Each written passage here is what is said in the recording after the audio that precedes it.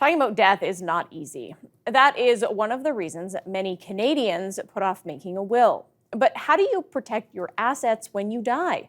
Earlier, I spoke with financial columnist Loren Cagna-Franca to learn more. So from a financial perspective, why is it important to have a will? Well, a will is a legal document that makes it easier for the people that you leave behind.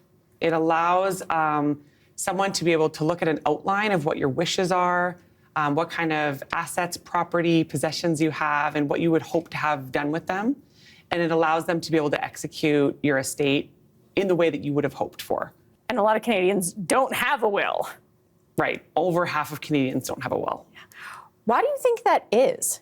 I think contemplating your mortality is not exactly a favorite pastime of Canadians. I think we have biases that play into optimism. It plays into, focusing more on the present. And so it's easy to sort of push it off. We also think it's going to be complicated.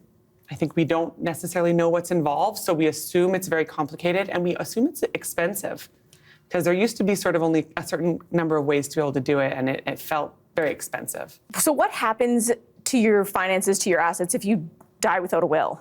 What happens is your estate will have to go through what's called probate, and your possessions, your assets, things will get tied up, and it becomes a very lengthy process and a very expensive process.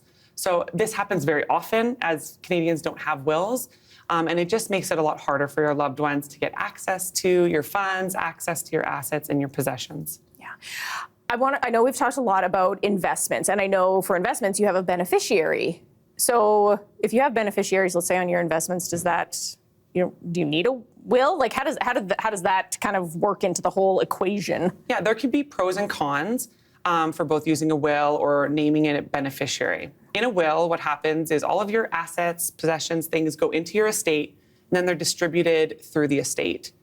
If you name a beneficiary, say, for example, on a life insurance policy, those funds can go outside of the will and be directly delivered to the person who's named.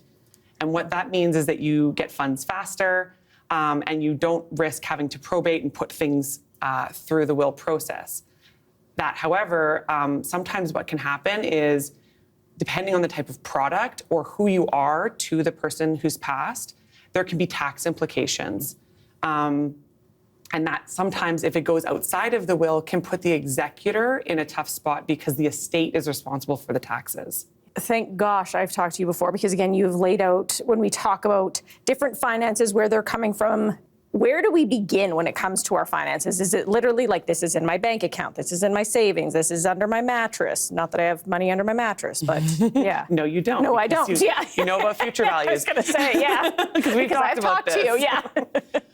The number one asset is if you have any dependent children that you've named a guardian. This is critical, that you have somebody that you've named to take care of your children. This is going to help to prevent any kind of fighting about who is to take care of the children, or heaven forbid, nobody's stepping up to take care of the children and now they're going through a provincial process, and that's the last thing we would want. So the number one asset, if you have any dependent children, is to make sure they have a guardian. Then we want to look at any properties that you own, any investments that you have, cash in accounts. It can be actually summarized very succinctly with just sort of all of my assets to be distributed to my partner or to my children, however you would like.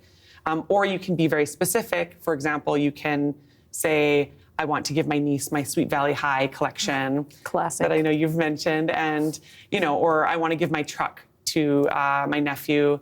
You can be very specific about gifts. If it's, down the road, you can also gift while you're still alive too, if you are sort of at a later stage of life. Yeah. What about just writing it down on a piece of paper? There's a couple of ways that you can have a will. You can have a formal will, which is prepared by a lawyer or an online legal service, where you just sort of walk through the steps, kind of like the TurboTax of making a will. But in Alberta, you actually can even just have a handwritten will. So if you're at home right now, you don't have a will, you have children that you need a guardian for, you can right now pull out a piece of loose leaf, handwrite your will. Don't type it and then sign it. You need to handwrite your will. And then sign it and have it witnessed by someone who's not a beneficiary, and you officially have a will. It's called a holographic will. And it comes from wartime when soldiers would have to go suddenly and they could write a handwritten will, and it's still legal in Alberta. Not every province, but in Alberta. For anybody at home who is among the, more than 50% who don't have a will, hopefully, I assume that this has been really helpful. Thank you so much, Lauren. It's always wonderful to talk to you. Oh, my pleasure. Thank you.